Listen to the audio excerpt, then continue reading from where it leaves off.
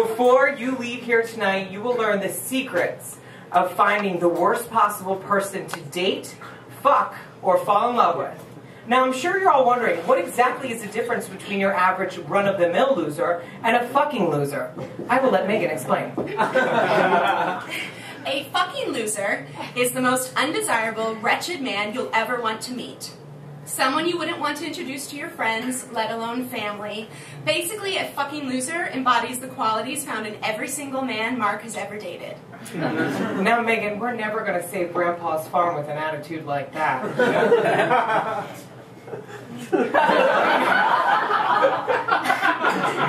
All you need to do is follow these easy steps, and you too will be alone, miserable, and with a set of blue balls the size of Calcutta. Step 1. Yay for blue balls. Step 1. Meet someone at a piano bar. You're already here. Taking care of the first step for you. Find a handsome man, yet altogether fucking loser, while singing show tunes and knocking back beers. Pray that he asks you back to his place. Do not go back to his place unless he lives in a college dorm. The potential to get a common college STD, i.e. scabies, crabs, etc., increases if he lives in a dorm room, and you want one. Once he has given you said STD, vow never to speak to him again unless he invites you to see a Broadway show. Preferably something Bernadette Peters is starring in, but this is not a must. Not a must. So, a few short weeks into freshman year of college, Jason and I quickly became the hottest things to hit the West Village piano bar circuit since the sheet music for Hair became available to the public. Men our father's age or older would buy us drinks by the dozen, and Jason and I sang our hearts out for anyone who would listen. It was a wonderful way to usher in our fabulous new lifestyle. However, after weeks of singing show tunes in piano bars in the West Village with men over twice my age, I still hadn't come out of the closet, as if, at this point, I needed to. One night after a few cocktails, Jason approached me. "Are you gay now?" he asked. "Soon," I replied. "Very soon." "Well, could you hurry the fuck up? My friend Greg from school thinks you're cute," he whispered in my ear. "Go over and talk to him." From across the room, I began to size Greg up. He was pretty cute from what I could tell. He had red hair and a dorky smile and was just about perfect for what I was looking for. Before I'd even come out of the closet, I already had a type. Oh my god, I almost choked.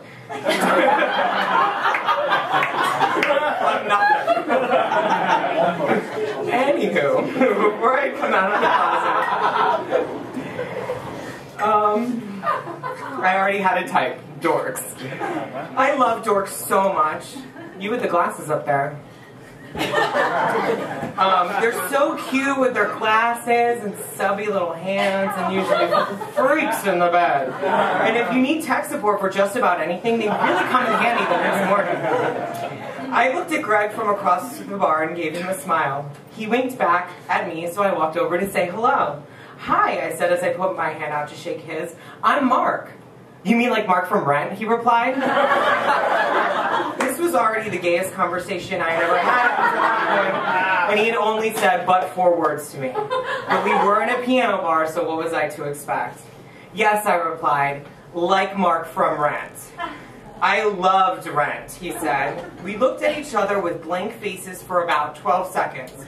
Was this as far as our conversation was going to go? "Oh," he then replied, "I'm Greg." "Well, it's nice to meet you, Greg." "So," I said, "where do you live?" "Upper East Side," Greg replied. "Nice," I said. "Do you want to come and check out my place?" Now, I really wasn't interested in his place, but I was interested in him, so I agreed to check out his place. I later learned that check out my place is gay code for let's get it on. As I was leaving the bar with Greg, Jason pulled me aside. "I knew it," Jason said. "What?" I asked. "I knew you were gay."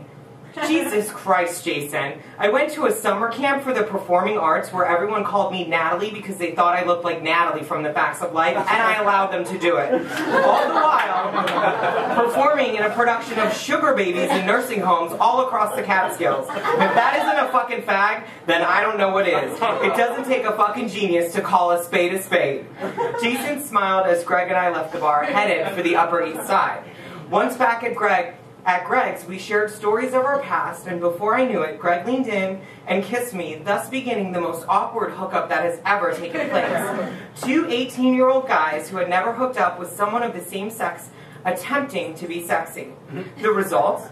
Something that would have made a classic episode of America's Funniest Home Videos. A few days later, I was beginning to worry because I hadn't heard from Greg. It had been 3 days, and I had not as so much as heard a peep from him on Instant Messenger and began to wonder what was going on. Finally, after 5 days of not hearing from him, I gave him a call, but it went straight to voicemail. "Hey, Greg, it's Mark from the other night," I said into his voicemail box. "You know, like Mark from Rent. Ha ha ha. The fuck is wrong with me? Just calling to see if you wanted to get together sometime soon. Maybe we could catch a show or something. I would love to see Chicago or even Annie Get Your Gun. You know, that was the first show I was ever in, and now Bernadette Peters is doing it on Broadway. You know, I really love the story of Annie Oakley." I would continue with the rest of the message that I left him, but I'm afraid it gets a little too embarrassing even for me. I had no idea what I was doing, so I continued rambling on until his voicemail cut me off. I couldn't remember whether or not I told him to call me, so I called him back and left him another message reminding him to call me back. After getting loaded that night, I woke up the next day vowing to get over Greg and move on. He was my first hookup after all, and I felt it was going to take some time to get over. But Greg left me with a little present that was going to forever ingrain him in my memory. "You have scabies," Dr. Huxtable said to me the next day. My doctor in New York... Y'all are working on a time delay. My doctor in New York bared a striking resemblance to Bill Cosby, and every time he walked in a room, I thought he was going to do a stupid dance or offer me Jell-O. "What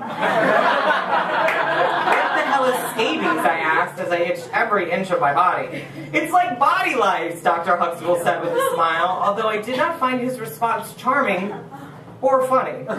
"I will give you a cream that will get rid of it. You have to go home and wash everything. Every towel, every sheet, every article of clothing must be washed. Clean everything and use the cream I give you and it will go away in no time." I shrugged. Of course, the first time I hook up with a guy, I get an STD. Meanwhile, the first of many. "Just use the cream to make a key lime pie," Dr. Huxtable then said. "What?" I asked quizzically. "Just use the cream and you'll be fine," he said. "Oh." I sat and stared at the doctor. Wondering what Felicia Rashad was doing with her career. How had I come to this? That afternoon, I called Greg and told him to go fuck himself for giving me scabies, and to lose my number, which apparently he had already done, as I had not heard from him in 2 weeks now. And so, the great scabies debacle of 2000 kicked into high gear.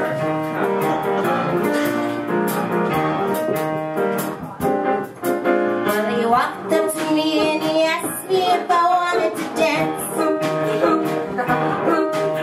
He looked kind of nice and I said I might take a chance. When we danced, he held me tight, and when he walked me home that night, I woke the next morning with such a